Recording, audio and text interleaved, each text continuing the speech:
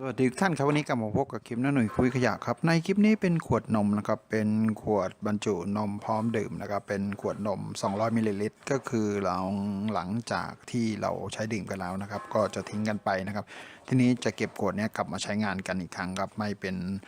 มลภาวะของโลกเราครับไม่เป็นขยะพลาสติกนะครับช่วยกันคนละไม้คนละมือครับลดปริมาณขยะพลาสติกของโลกเราครับโอเคครับติดตามชมกันนะครับจากขวดนมพร้อมดื่มครับผมขวดพลาสติกครับ